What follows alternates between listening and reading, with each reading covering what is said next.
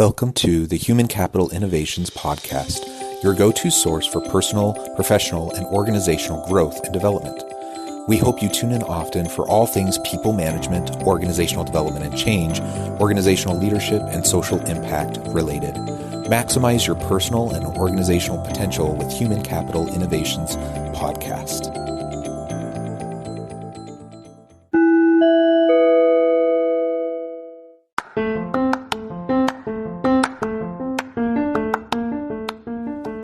Welcome to the Human Capital Innovations Podcast.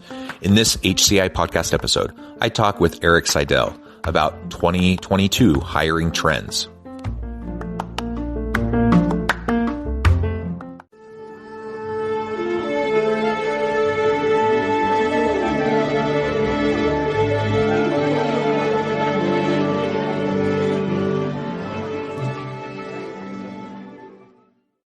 Eric Sydell, welcome to the Human Capital Innovations Podcast.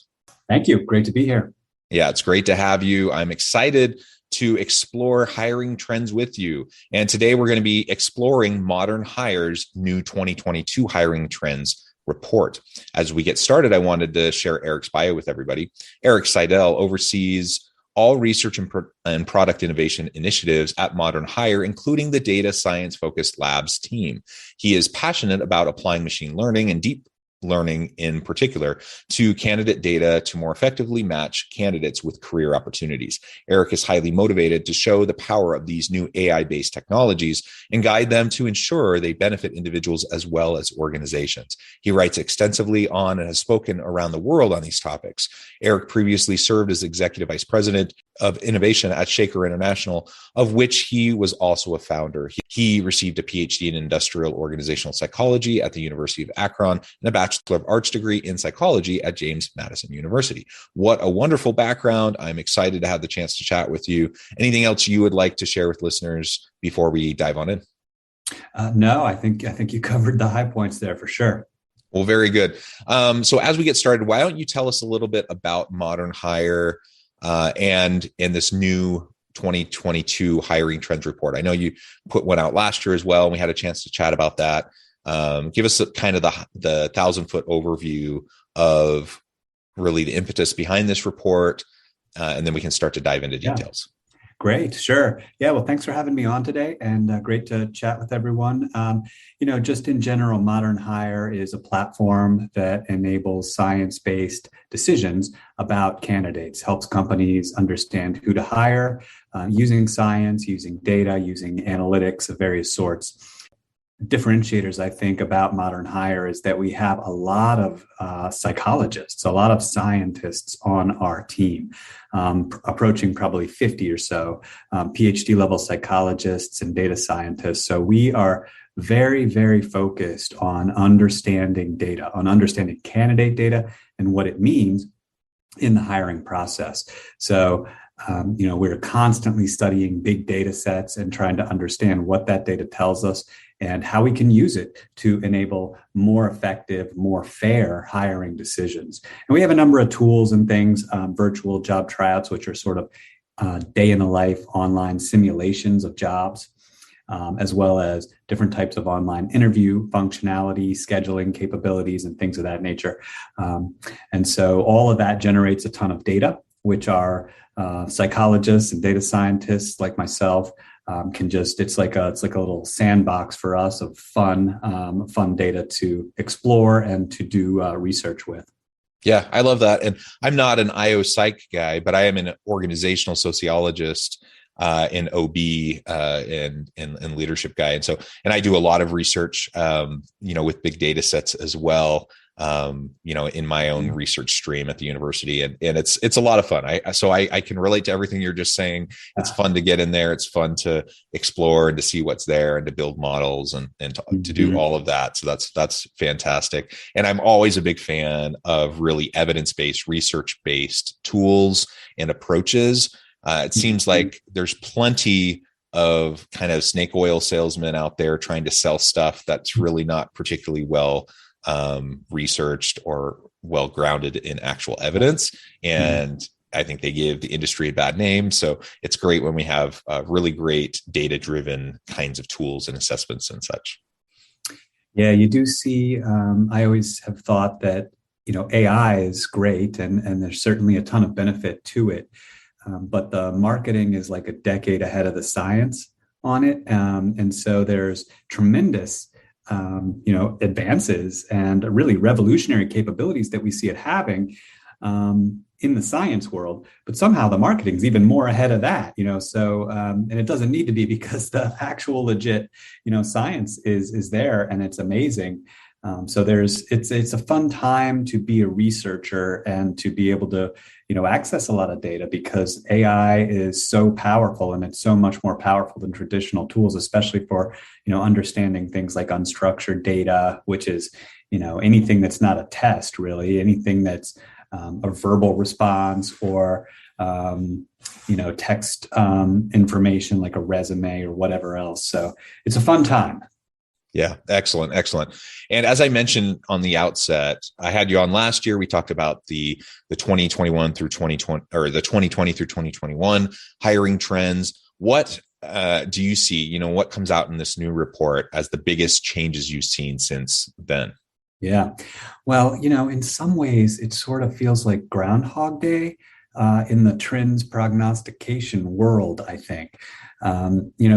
I think like a year ago, we kind of expected that we'd be through the worst part of the pandemic by now. And, I don't think that's exactly panned out how we all expected. So, really the pandemic as an influencer of, the HR world continues. It continues on. And last year, there were two primary influences, I think, on the state of the hiring world. One was the pandemic and all that brings with it. And the other was AI and the continued influence and growth of AI in our space. And those both continue, I think, as the strongest influences this year. So, the trends are sort of an evolution this time of what they were last year. We've learned a lot more about, virtual work and the influence of AI in the past year. And I think that, the biggest aha for us now is that, change and lack of predictability is the norm. And especially in hiring, that's the norm. We've been in a world where there's a lot of scarcity of candidates. That seems to be continuing. But one of the keys for building a successful hiring operation these days is agility, is being able to ramp up or ramp down various parts of the process to keep pace with whatever's going on in your candidate pool. And in a lot of areas right now, that's scarcity, but sometimes it's the opposite and it can change very quickly as well.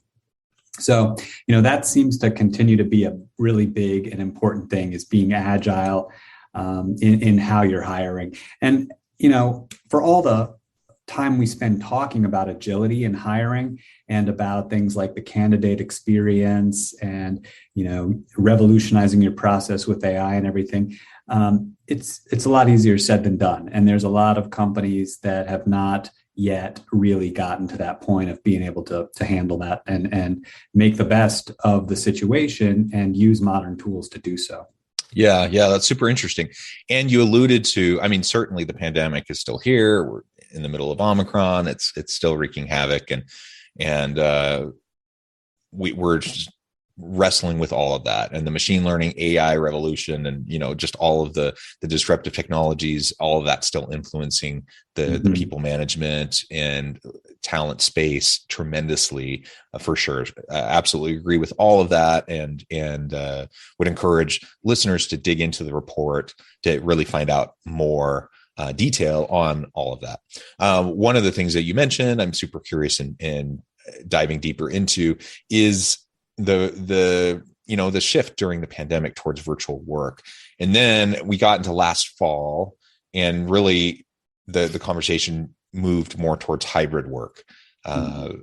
What do you see in terms of that shift, from face-to-face to virtual, and from virtual perhaps to hybrid? How is that shift impacting hiring long-term? And how is automation playing into that? Sure. Yeah, definitely. So, I think when the pandemic first started and everybody went virtual, it was sort of something that was tolerated, but it wasn't the norm yet, and I think over the past couple of years, we've sort of transcended that to where now virtual work is much more the norm. And, will we continue to be virtual in the future? Probably. I think once you open that door, it's hard to shut it. So it feels like to me, we're in a period now where, virtual is reality, and there's always going to be a need for people to be on site for certain jobs. And some of the time, I mean, virtual is probably not great for, I've been virtual for years, since well before the pandemic, and, there's downsides to it. I mean, I'm quite productive. I get a lot of focus time, et cetera. But you miss the FaceTime and, the casual conversations, and that stuff is important too. So, ideally, I think we will be more of a hybrid sort of environment in the future. I think that's probably the best mix. And that's what I think that we're seeing with a lot of our clients is virtual is now accepted, but where possible, some sort of hybrid relationship or hybrid work style is best. And how that impacts hiring is interesting. I mean, certainly there's a need for more automated tools, but not just that, more virtual tools, so that you don't have to go into a location to interview. And I mean, there's plenty of tools out there that can do that now. Online interviews are, very predominant these days. We offer interviews at Modern Hire that can be done online. Same time as you can interact with an interviewer, or asynchronously, you can record an interview that the company can see later and things like that. So there's a lot of flexible technology there that's been very helpful in the pandemic. I think the automation piece that's coming in is very interesting, because a few years ago, no one could process video data or audio data, or really text, data that a person's typing open-ended using statistical tools very well. Now I would say like 2 decades ago, we were doing like keyword searches. So like, you upload your resume, and if it has the words results driven in it, then you get a point or something. Great. So, and I think that you still see a lot of that sort of approach today, but deep learning and natural language processing can take that sort of thing a step further to really start to make sense of what's in the resume, not just some random keywords, right? That's not very sophisticated at the end of the day. And what's cool is that same technology can do that on interviews, live interviews as well. Now, what we do at Modern Hire, and over the past year, we've released a technology called automatic interview scoring, where we're using deep learning and natural language processing to make sense of what a person says during an interview and to score it for meaning. And I mean, that's crazy. That was not possible 5 years ago. And it's basically the computer starting to understand what a person is saying. I mean, that's pretty nuts, right? So that's an exciting thing. And I do need to say that when we use that technology, what we do is we transcribe what a person says, and we just use the words they say in the transcription. We're not using the sound of their voice. We're not using the video, what they look like, their facial expression. We're not using any of that information. And the reason is that stuff is filled with bias. And so what we've found is that just transcribing the words, scoring those against job relevant competencies works great, is tremendous. And it gives us, excellent predictive capability. Those scores are meaningful in the hiring context, and they're almost 4 times lower in measures of bias than human ratings of those same responses would be. So double win, right? That's fantastic. That's the potential of AI to help make hiring more predictive and fairer. And so that's what we're doing. We, there are companies that are doing facial recognition and analysis of a person's the voice, prosody, what they sound like. And there certainly is a ton of data, in those mediums. But in the hiring context, we have made the decision that we don't think it's appropriate. And we've really made the decision that we will only use information from a candidate that they consciously provide to us and that they want to be used in the hiring decision. And I don't know about you, but I mean, I do not want the size of my ears to be used in a decision about whether I should be hired at my next job. You know, that's Yeah. extraneous as far as I'm concerned. So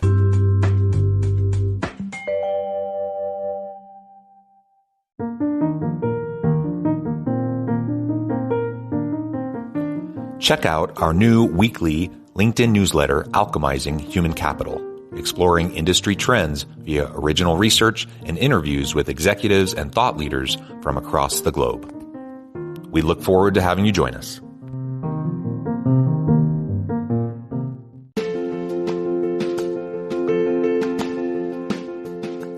Bluer Than Indigo Leadership, the journey of becoming a truly remarkable leader. Early in my adult life, I learned about an Asian proverb that translates as bluer than indigo. If you think about the color indigo, it is a brilliant, deep, and vibrant blue, what some would call the bluest of blues. To have something that is bluer than indigo is rare and truly remarkable. Contrary to popular myth, there is no one-size-fits-all or cookie-cutter approach to effective leadership. There is no silver bullet, no secret sauce, no go-to model that will solve all of your problems. The truth is, great leaders have all had their unique strengths and flaws, and have all had to discover and then pave their own distinctive path in their life's journey to fulfill their leadership potential. Bluer Than Indigo Leadership will help you discover your own path and explore those ordinary, everyday actions that will help you respond to an uncertain future and produce extraordinary results for individuals, teams, and organizations.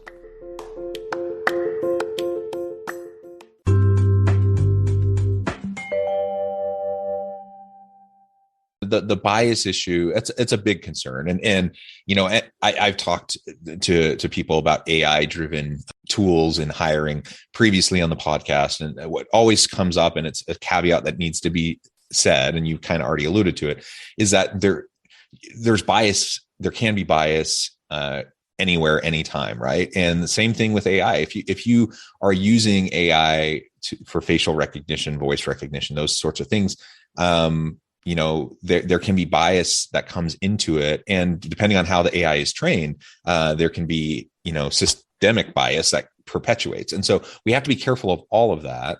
And that's one of the reasons why, you know, what you just said a few minutes ago was really important. You actually check measures of bias. You compare the AI scoring versus traditional human scoring, so you can at least monitor that, make sure that there's not some inadvertent, unintentional type of bias that's playing out in how people are being selected.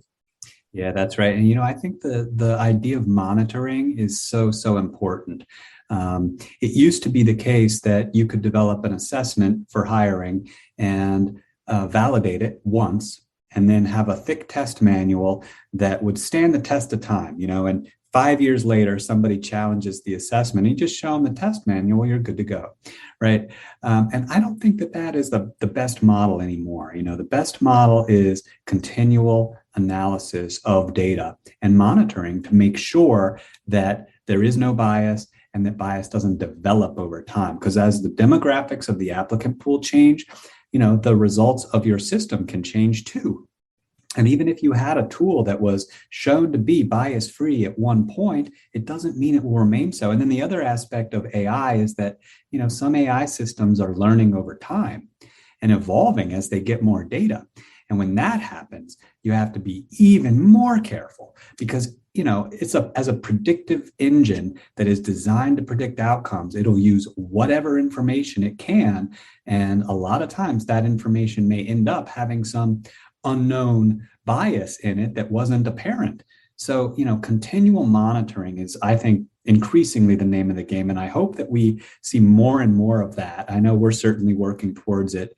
Monitor everything all the time. And anytime you see a statement like a tool is bias-free or zero bias, that should send up a red flag because there is no, you know, zero bias. And like you alluded to as well, I mean, you know, as humans, we're all biased. And, you know, not to say necessarily like we're all racist or, you know, actively, you know, disparaging of other groups, but unconsciously there's bias. And I think of it as, you know, it's turtles all the way down, no matter how deep you go. It's you uncover different levels of bias, and you can keep uncovering it and ferreting it out. And that's what's so cool about big data and AI, is that it allows us to do that. It allows us to go deeper and to find bias and to get rid of it in ways that, we couldn't do a few years ago. I think the AI component makes the recruitment hiring process easier. It streamlines it a bit. And this is the same conversation we're having with automation using AI and machine learning in other areas of the world of work, right? Like displacement of tasks and even jobs, even whole professions over time. Mm-hmm. But what you articulated just reminds me, and it's a point that needs to be made and remade over and over again, so people don't just jump on the anti-AI train too quickly, is that it produces it while it streamlines certain things. It produces and creates new opportunities for new types of roles, new types of jobs. And so, like you said, there's always going to be a need for data scientists to monitor the AI to ensure over time. And then that monitoring needs to happen on a more continual basis. That means there needs to be highly trained individuals to be able to do that work.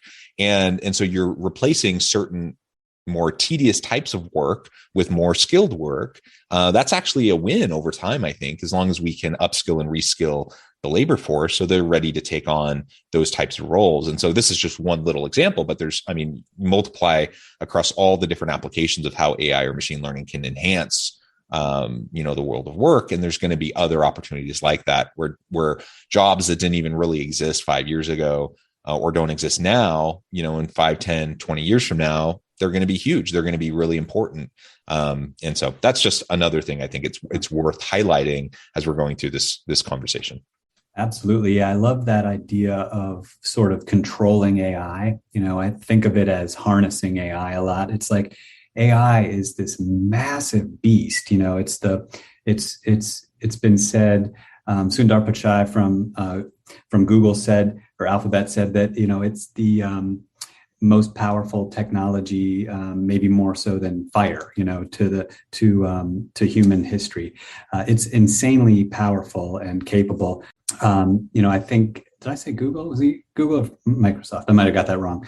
But, so that technology is there, and it's sort of, pervasive in our lives, but in a way that isn't apparent to everybody. And so it's sort of seeping in. And the power of it, I think, is not always apparent to normal people. And so we tend not to pay it enough mind. But harnessing it is massively important. I think of AI as like a bucking bronco. It's powerful and wild and, and amazing and awesome. But we need to control it and guide it. Otherwise, it will eventually, start to dehumanize our world more. And already you see things like there's a term called algocratic orchestration, which is, the idea that AI will increasingly govern the work we do and tell us what work to do and help structure that work.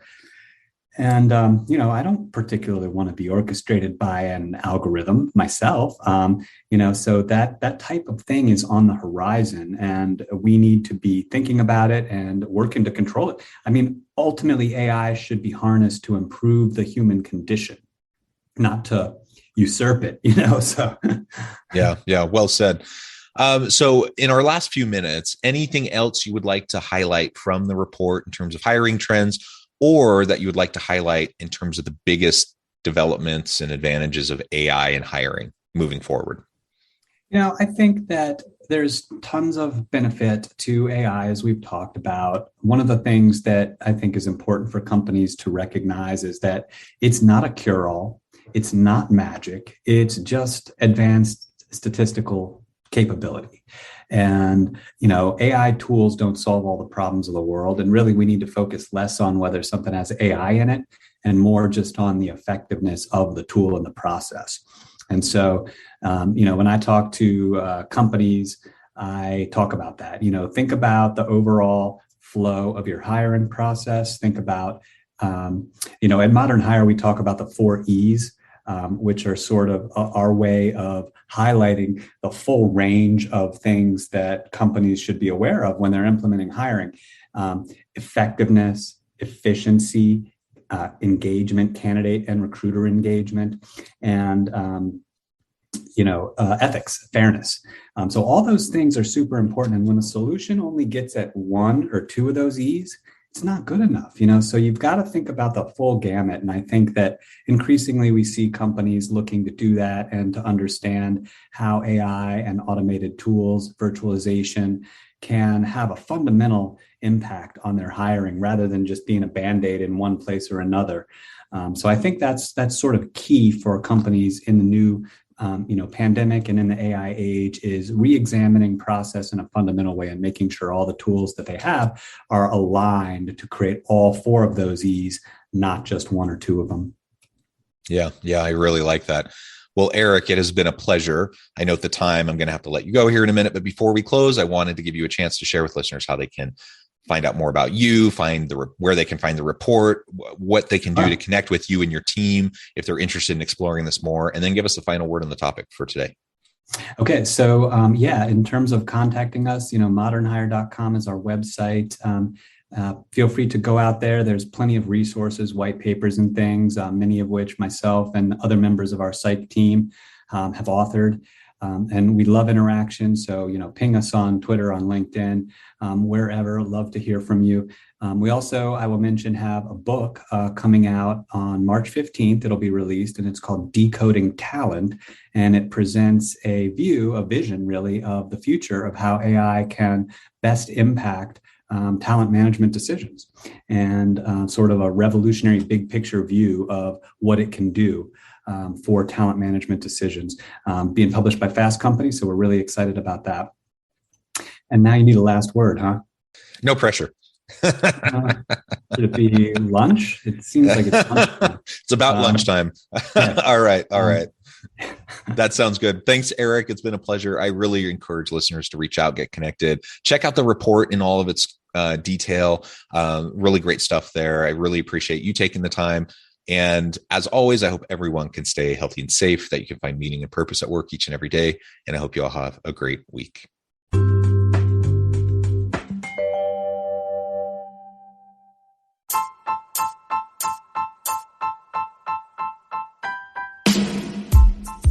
The alchemy of truly remarkable leadership. Ordinary, everyday actions that produce extraordinary results. Consider how the nature of work has shifted over the past 50 years. With increased globalization, rapid technological advancement, and the shift in economic composition, the average job of today looks very different than the average job of 50 years ago. What will the jobs and organizations of tomorrow look like? Moreover, what does this all mean for organizational leaders? What are the core competencies and capabilities of organizations and their leadership that are prepared for continued disruption and geopolitical and socioeconomic shifts?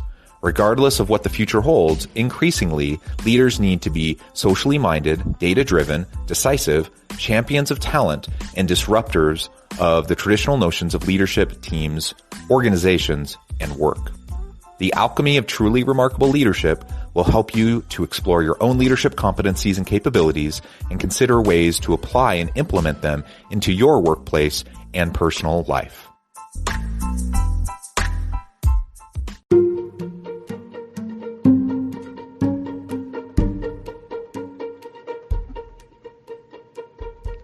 Check out Human Capital Innovations magazine, Human Capital Leadership. Human Capital Leadership is a free, interactive e-magazine with the mission to help individuals, leaders, and organizations find innovative approaches to maximize their human capital potential. We publish issues quarterly in August, November, February, and May. Take a look at the latest issue and let us know what you think.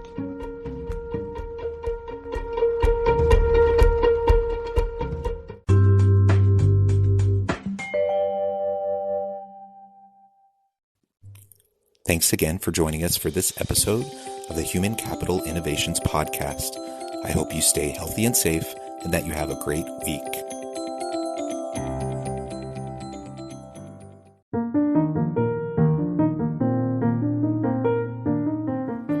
Check out our new weekly LinkedIn newsletter, Alchemizing Human Capital, exploring industry trends via original research and interviews with executives and thought leaders from across the globe.